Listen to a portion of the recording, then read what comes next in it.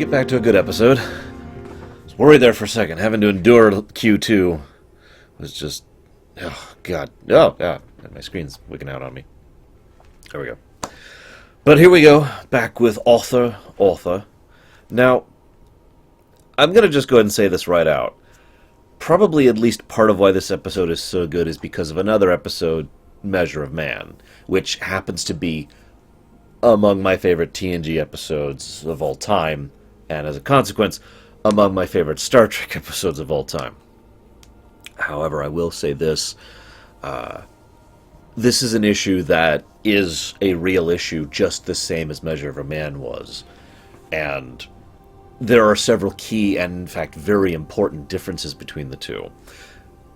Now, that being said, there's also some very strong similarities. There's this wonderful speech that that Guinan gives in Measure of a Man. And, I can't wait to talk about that episode. This wonderful speech where she talks about, if this works, if they actually manage to reproduce data, they could have a whole group of people who are legally considered property, and therefore a whole race of disposable people. And the idea that there's always been disposable people to do the jobs that are too dangerous to do or that nobody else wants to do. And it's a very unpleasant thought, to say the least, and is absolutely unabashed in just nailing it right on the head there. The significance and the relevance between the two is that Data had some strength in the fact that he was not really Starfleet property. I mean, there were some arguments and legalities that could be argued about that, but Data was created by Dr. Noonien Singh, someone working under Starfleet, under the Federation, I should say. I should stop using the term Starfleet. Someone working under the Federation, on the auspices of the Federation, for the usage of Starfleet, crafted the EMH. All the EMHs, actually. So that automatically adds a huge wrinkle to the situation because, no matter how you look at it, Starfleet went out of their way to make this potential life form, even if they didn't do so deliberately.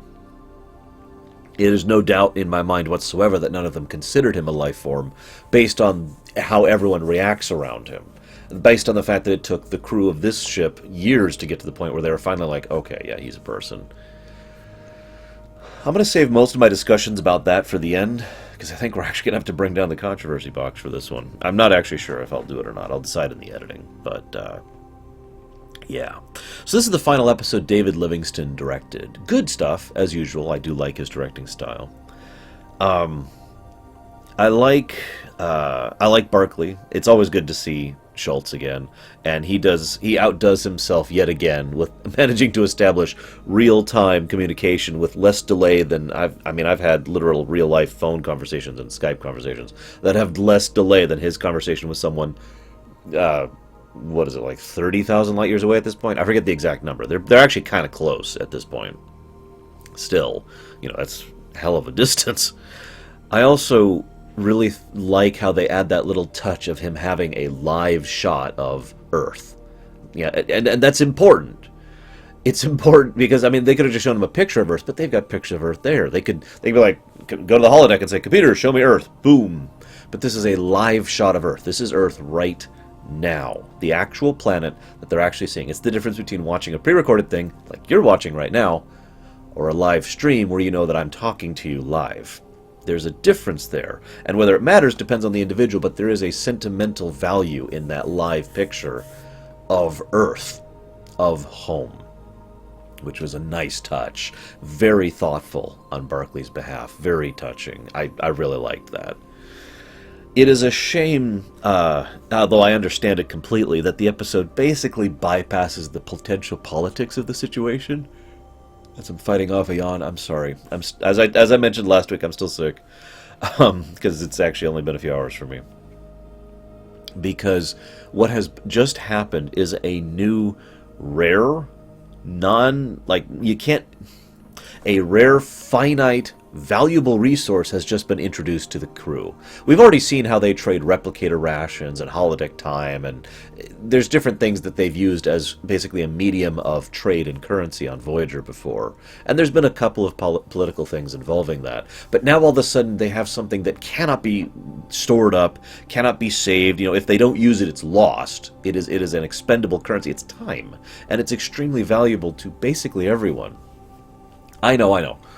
There's no way they could actually really go into that without basically making that a second plot. But if I'm being blunt, I would have rather seen that than see the B plot we had, which I'm going to go ahead and talk about now because it's frickin' terrible. So Harry is kind of a dick to Seven. At least he admits that later on. I do like the fact that he owes up to that and says, "No, I'm sorry." And then, you know, the B'Elanna thing with B'Elanna's father. I mean, that was a nice scene in its own right. I'll admit there was some strength to it. And it is worth noting that in my own real-life experience, I have seen many times where, you know, parents, children kind of drift apart, and then when they get older, when the children become adults themselves, they reconnect. That is a thing that I've seen happen more than once, in hell, more than like a dozen times. Honestly, it's a very common thing that I've seen. So it was kind of nice to think that after all that had happened between her father and her, that they would try to reconnect and have some kind of friendship in the future. I like that idea. And then, of course, that leads up to Seven. Yes, it's been a while since I've brought it up, but even here we have Seven learns a lesson about humanity, and the fact that she learns about the importance of family, and I need to use this time to go connect with my, what was it, cousin or aunt, or I don't even remember, some lady that was a biological relative. And, you know, I felt that not only was it cheap, because, again, it's Seven learns a lesson about humanity. I mean, I get it. She's there watching all these people do these heartfelt communication. She has to be there. She has to basically be not just monitoring, but maintaining and correcting for variances in the communication so it can be stretched as long as possible. That actually makes sense. So her presence there is not what I'm opposed to. And the fact that this would have an impact on her is not what I'm opposed to. What I'm opposed to is that it's treated as if it's just a cheap, I learned a lesson about humanity, rather than reinforcing a lesson she already knows. I've said it before and I've said it again. If there's a theme of Season 7, it's the theme of family. And Voyager is her family. It's not that frickin' lady back on Earth who watched her for a weekend when she was 6. It's Voyager and the people who have been here for her and who have developed friendships with her, and she has developed friendships with, and she values them and they value her. She already knows the lesson of friendship, or the lesson of value, the value of family. She doesn't need to relearn that lesson. If anything, it should just have hammered the point home of how much this means to her to be here with these people who value and cherish her, you know? Maybe just like a throwaway scene of one of them just, you know, being, "Thank you, Seven." You know, Seven working at the last minute to you know, again, doing those modulations to drag just a few more seconds out of the conversation so that they can then, "Thank you, Seven. Thank you so much." And Seven's like, "You're welcome." You know, that kind of mutual camaraderie thing and the mutual respect thing being presented. That, I think, would have been a better thing than whatever. I'm sorry. It just bothers me, okay? Let's get back to the main episode. So yeah, they bypass the political possibilities there. There are a few trades, and I like the fact that the doc is like, "Nope, I'm going to go publish a book." But without hesitation, Tom's like, "Here." I liked that. Very Tom Paris. Very much, yeah, here, look, this, you're my buddy, I got your back. I like that. So... How many of you out there have been an amateur, well, anything really, but writer especially? I've noticed this when it comes to writing, whether you're writing short stories or poems or novels or fan fiction or episodes or movies or games. I've seen, this is almost universal to writing, I've seen in my life. Amateur writing almost always follows the same beats. By the way, I went through this too, calling myself out just as much as anyone else. Your first work's crap. In fact, I believe the nicest way to put that is always that your first work shows potential. Because it's your first work. If you go into a place where you're going to learn karate or taekwondo, I'll use something I actually know, you don't expect to actually be able to do something on your first day there, do you? No, of course not, because it's your first day. And yet, some people seem to not really grasp that when it comes to writing. And again, I was guilty of this too. So you put out your first work and it shows potential. So the first writing is almost always weak. It is almost always heavily based on something that you know. Either real-life circumstances, real-life people being renamed like the Doctor himself does, or some other fictional work that you've seen. Fan fiction tends to follow this pattern. And you're very proud of it, but you're also very vulnerable to criticism. People criticize it and you take it like, oh. And you are desperate for praise. The Doctor shows all of these symptoms, and actually I want to give some praise to Robert Picardo because he actually does a pretty good job of portraying all of this. This is especially true for the Doctor, though, and honestly I'm amazed he had as much creativity as he does with regards to Photons Be Free, because he effectively has no real creativity. He is more limited because creativity by its very definition comes from our ability to divest what we know into something new, right? Taking 3 in, putting 5 out. Okay? Very simple. The Doctor, based on his programs and subroutines, is a very patterned mind.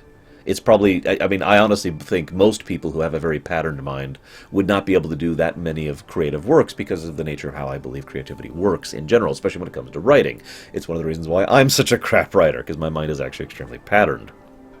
So, the idea, it makes sense to me that the Doctor would put forth a very uncreative work, and he does. Photons Be Free is basically a bad fanfic. Well, I shouldn't say it like that. It is a caricature fanfic. And it is. And it's very blunt, it's very overt, it makes its point so brusquely. It's like, hey, gong! I feel like there's a guy with a gong with the word symbolism written on the back of it in the back there, and he just occasionally goes bong, bong, like every scene. He even actually has a preface for each chapter flat out detailing how things are going to go in the chapter. He makes a lot of rookie mistakes. Thing is, I'm not calling him out on that. Like, if he came to me, if the Doctor, yeah, right, showed up right now and was like, hey, you know, Lore, can you help me writing? I'll tell him all this stuff. I'm telling you this stuff because from our perspective, this is an example of good writing. Whoever wrote this episode did a good portrayal of someone writing their first work. And honestly, probably was going from some personal self-experience as well, just like I just mentioned. My own first works were just as bad and actually worse than this. So, it's very well done. I like it. I like how, I also like how the Doc's ego just kind of gets cranked up to 11. With Seven's response of your ego had received enough stroking, and the way Tom reacted to it, and the fact that he flat out called Tom, he was like, Tom, you're lowbrow. I mean, no, I'd like your help. The fact that he's willing to do extra work just to have someone watch his film. Now let's get something clear. Anybody who creates anything, literary works, music, TASes, speedruns, sculptures, paintings, it doesn't matter. We all like people to look at what we have, and we want people to like what we have. So it's kind of a need-want thing. We need people to perceive what we have created, and we want them to like it.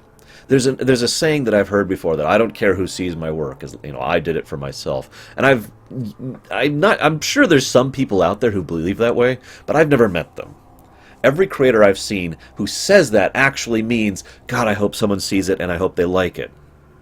I'm going to go on a quick tangent here really quick. Back to the Future 1. George McFly, okay?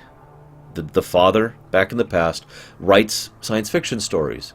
But he doesn't release them, he doesn't share them with other people, he doesn't let other people read them, because, you know, what if they didn't like it, or God, what if it was embarrassing if they saw that? I don't remember the exact words he uses, but he has that reaction, which clearly shows that character wants other people, needs other people to perceive his work, and wants them to like it, but is being held back by, in his case, fear or hesitance or shyness or whatever other problems he has. The Doctor doesn't have that restraint holding him back, but he sits in the same category. And I'm just saying this because I'm trying to get across my point of how much so many creators across the gamut of the variants of the variety of different creators of different works of creativity in real life all want and need this same thing. We want it to be perceived. You know how much I love it when someone hops on my stream and starts asking me about the Imperium? I'm like, yes, I can talk about something I've written, I'm there too. So the Doctor, of course, is like, yes, absolutely, here, I'll do whatever I have to do. I'll work an extra shift just so you can go look at my Holo-novel.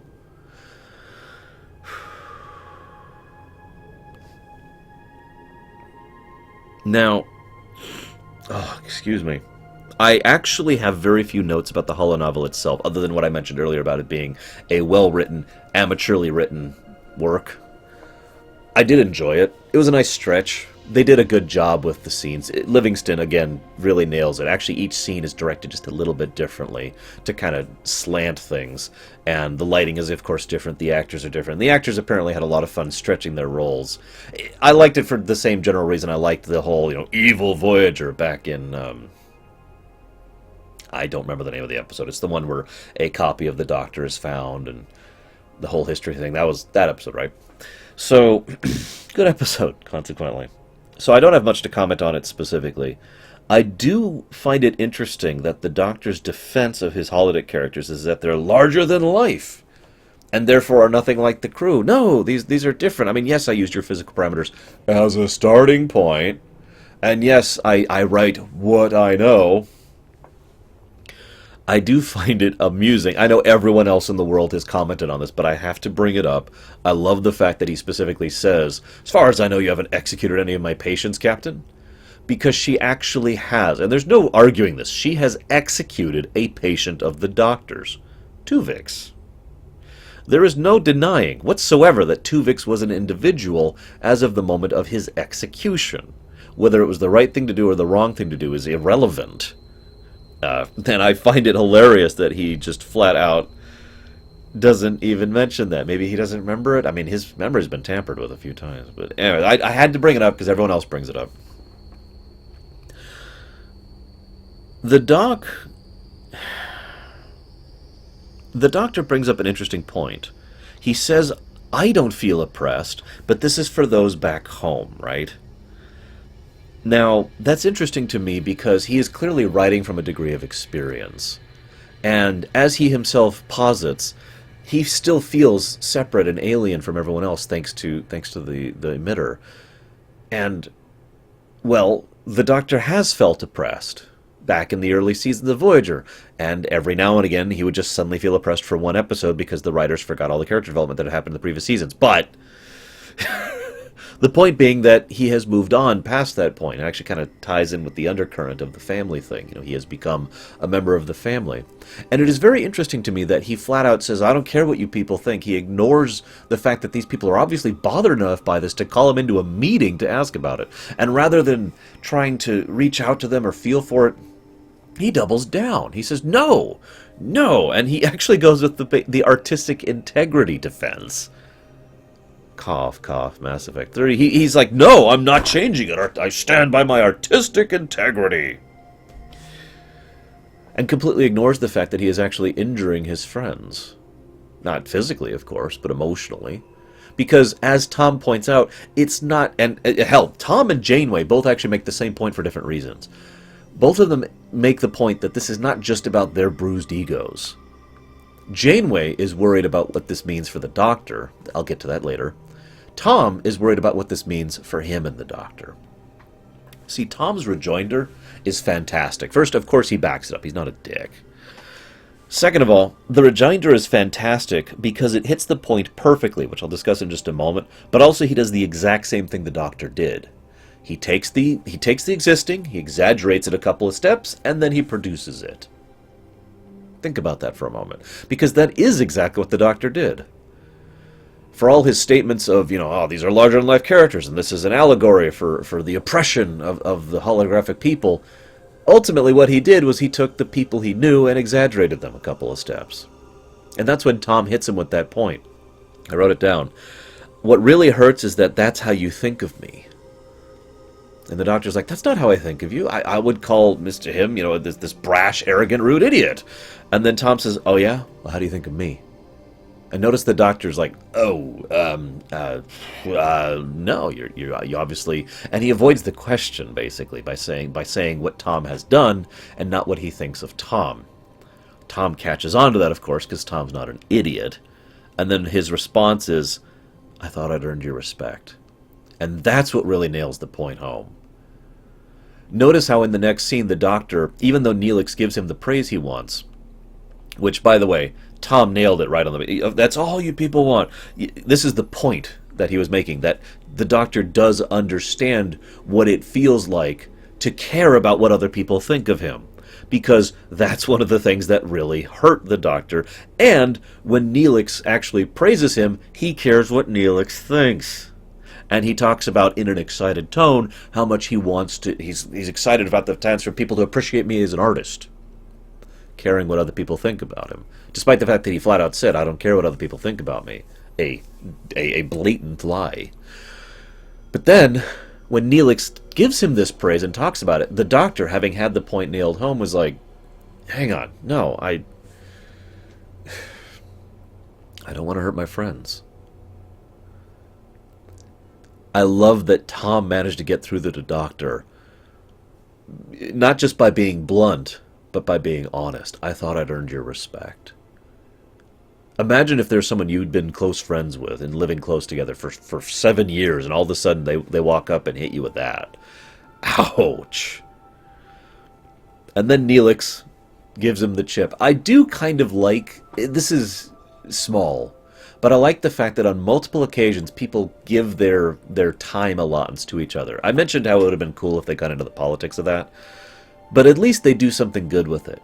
Several times, again, in the episode, they freely give away their time for someone else's usage.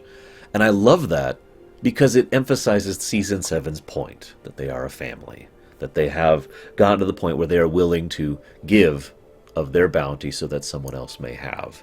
Because that is what real family does, and I love that point. So Neelix gives the doctor his time and says, here, let's make this right. So I've got a couple of notes I'm going to skip over. We're going to save those for last. Note, by the way, the tremendous irony of this. Obviously, the doctor does care about the crew, and Tom had to nail that point home, just how serious the crew was taking this. I think the doc was letting his own ego and his own amateur writing status, as I detailed before, getting in the way of his understanding of how much the crew was taking this seriously. Not realizing that this actually hurt them, that this wasn't just, bruised ego. No, that they were actually injured by his actions. That's what makes it drive home. What also makes it drive home is that the next thing that happens is the crew goes to bat for him. Janeway and Harry and Seven and all the others go to bat for him and help defend not only his creative work, but his rights as an individual and a person.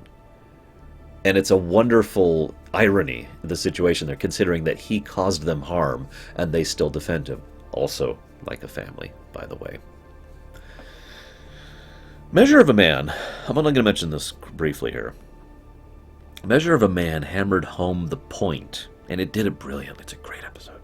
That the no rights argument that was being posited about Data, all the arguments and all the debates and all the everything all sat on a single unifying point. What Data was. Not who or how or where or any complexity. The nature of his existence as a machine was the only thing that was being defined and was being used as the basis for the legal definition. Okay? That was one of the greatest strengths of that episode. Because that's how so many people have done that in real life. Defining a person as a person or not, or legally capable of doing something or not, based on nothing other than what they were built out of. Sorry, I'm getting a little upset here.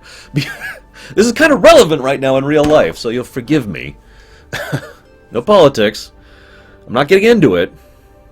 I don't have to. I could go back for the last 1,000 years of human history and point to 1,000 different examples of people defining this based solely on the what and nothing else. And that was the strength of Picard's counter-argument. Ignoring the what and examining the how and the why and the where and all the other questions involved. This episode, God, I cannot wait to go through with DJ. I'm so looking forward to it, guys. This episode doesn't doesn't hammer in that point as strongly. It basically grazes by it. Because the point is, Tuvok makes a perfect logical argument. He really does. In fact, it was so logical and so blatant, I was like, oh, well, end of episode. By definition of how things are defined legally, the creator of an original work, which the Doctor absolutely is someone who therefore has the rights to be able to control his work. Period. The counter-argument was that that person has to be defined as a person legally, thereby bringing up the issue and bringing us to the overall point. But the episode doesn't actually address the what he is in the same manner. It moves on to the next step, which I think is actually one of the strengths of this episode and helps to diversify it from Measure of a Man. See, Measure of a Man, well, I'm going to stop comparing it to that. I'm just going to leave the Measure of a Man stuff. The sticky reality here is that this is about reality versus legality. I don't know anyone personally who at this point in time, as of Season 7, who has argued that the Doctor is not an individual, is not sentient and sapient. My personal presentation, as I've always given to you guys, is that he is an example of droid effect, okay? To redefine it, for those of you who haven't heard me talk about it, droid effect is the process by which a sufficiently advanced entity, regardless of construction, over period of time of interaction with and coordination with other sentient and sapient life, develops sentient and sapience. In other words, by my definition, the Doctor was not actually sentient and sapient when he was flipped on back in Caretaker, but somewhere along the line he became that in the exact same manner that a human being does. That's why I so strongly stand by droid effect, because it's exactly how humans become sentient and sapient. Regardless of potential, regardless of any concept of souls, regardless of any concept of sanctity of life or anything like that, a newborn baby is almost definitively not sentient or sapient. But they're human, and we know they have the capacity to become sentient and sapient, so they have the same legal definition as a fully sentient and sapient being. Droids, giving the term its name, over on Star Wars, become sentient or sapient the longer they go without a memory wipe. They become more of an individual, more of an entity of their own right. It's actually one of the reasons why they constantly memory wipe droids over in Star Wars, so that they don't become sentient and sapient. Yes, that's messed up, and I'm a little amazed that so few works in Star Wars have addressed this, but anyways, that's droid effect, okay? Here's where things get sticky. That's reality speaking. But one of the harsh truths of existence is that reality and legality are leagues apart. They have nothing to do with each other. A legal definition and the reality of a situation could be completely alien to each other. But what is relevant in this episode is the legal definition. And that's where things get sticky. How do you define sentience and sapience? We have our own vague definitions of it. Measure of a Man brings up the 3 qualifying points of it, right? Which I actually remember right now. It's like... shoot, I can't remember all 3 points. I'm sorry. Like self-awareness, self-determination, and acknowledgement and understanding of the scenario. Something like that. But point being, we can define sentience and sapience, and have, legally. But then how do we define the point at which that comes into being? Because holograms, by their very nature, are programmed to behave in a way as if they had sentience and sapience, even when they clearly and distinctly don't. In other words, legally, a brand new hologram that you just built, if you built it right, could legally, again, not in reality, could legally pass the definition for sentient and sapient. That's why this is such a sticky issue. It's the legal definitions that become tricky. Because as they define, the way they approach this in the episode is they do this on a case-by-case thing. Now, realistically, that's how that should be done. You should look at an individual of special circumstance and say, this person is sentient and sapient. This hologram is sentient and sapient. I've given my opinion before that there's at least 3. I say at least because I know there's actually a couple of exceptions, but there's at least 3 holograms throughout Star Trek that have been sentient and sapient. The Doctor, Moriarty, and Nick Fontaine over on Deep Space Nine. All three of those were pretty unique and diverse individuals, right? And yet, the Doctor himself obviously acknowledges that there's a difference between himself, a fully sentient sapient being, and other holograms, because he himself uses holograms to make his point. He literally has a hologram killed in the first chapter of his program, right? The Captain Janeway allegory, I can't remember her name. I can't remember her name. She goes out and shoots a hologram right there in the bed. Now, the Doctor isn't positing that he's actually murdering a hologram every time he does this. No, of course not, because that hologram's different. And you see the problem. So the matter, the construction of what, cannot be used as a legal definition. But then how do we use a legal definition? How do we define that? And again, like I said, ideally a case-by-case situation would be the best way to deal with that. But that doesn't conform to legality, only reality. Legally, there has to be a legal definition, whether it be complex or simple, of exactly when this line is crossed. And it's the exact same question that has actually been asked in real life. At what point is a child, is a human baby, legally sentient and sapient? Now, that hasn't been a huge issue, because usually we define, we bypass that by simply saying, at what point does a child become an adult? And that's the thing we focus on. We ignore the earlier point because we all just kind of accept that we're sentient and sapient and we will eventually become that. What if a hologram, what if we were creatures like holograms that did not have the automatic ability to become sentient and sapient like we do? What if it was not guaranteed that we would eventually become sentient and sapient beings? We would have to then define a point at which we became that. And how do we do that? And I don't actually have any answers for you. I'm just bringing up the issues and trying to trying to divulge why this is such a diverse issue, why this is such a complicated issue, why this is an issue I wish they'd gone into more, because there's so much here. Holographic rights are something that's come up with regards to the individual in reality in Voyager many times. But that's been solved. The Doctor's a person. Done. What do we do about the rest of them? How do we limit the creation of more? That may sound like a simple issue. Maybe we should just set a law that you can't make sufficiently advanced holograms that have the ability to become sentient sapient. But there's many different ethical and moral questions that are brought up by that simple thing. And there are many different perspectives and angles that can be taken on this. I could discuss this for hours. And if I got a room together with like 100 people, we would not agree on this matter. Hell, probably 20 people, we would not agree on all the particulars of this matter. Do we have the right to say we shouldn't make those things? Should there be oversight on making these things? I'm going to bring up an episode, I can't remember the name of it. It's another TNG episode where Data makes Offspring, I think is actually the name of the episode, where Data makes a child. You know the one I'm talking about? It's not a great episode, but it's still a good episode. But the reason I bring it up is because there's this great scene where Picard is like, Data! You should have consulted me. You should have talked about this. This is not something you just do. And Data's response is, well, people don't come to you when they want to have a child. But that was the whole point. Data missing the point is what I'm bringing up now. Because Picard was right. When you're making new life in a new and unusual way that has the possibility of being repeated in the future and leading to God knows how many issues. I mean, we're just talking about like the basic moral and ethical quandaries. Can you imagine the logistics, the legalities, the possibility of this impact on industry, the possibility of this impact on the way other people interact with them, the social issues that would come up?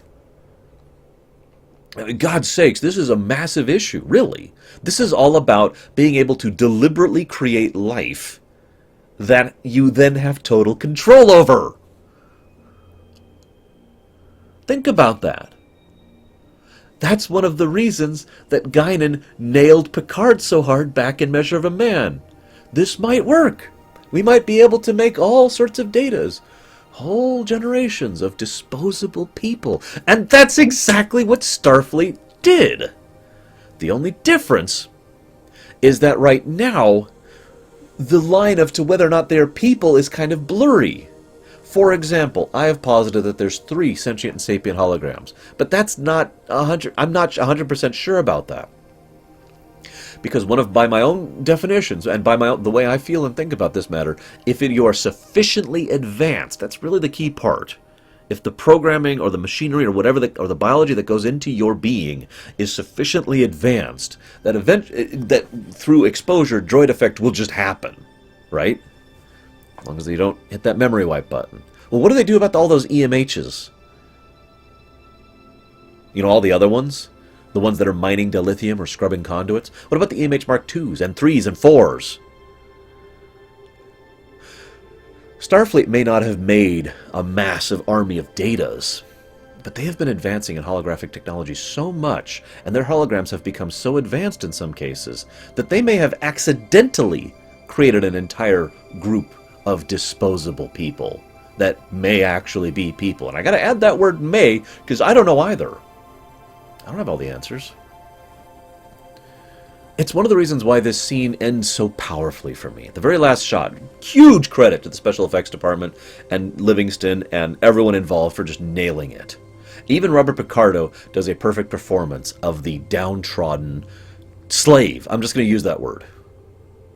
Because that's how he portrays it. That's how Robert Picardo portrays all the EMHs working on the dilithium mine. They are downtrodden, they are bitter, and they are broken down. The only thing that pierces that at all is maybe you should try out this new holodeck program, Photons Be Free. And it's a very powerful, moving scene to see all of them just doing the work that's too dangerous or that nobody else wants to do. Think about it.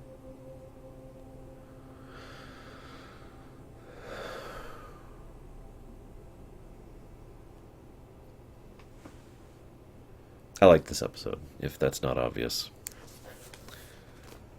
And that's all I got. So I will see you guys next time.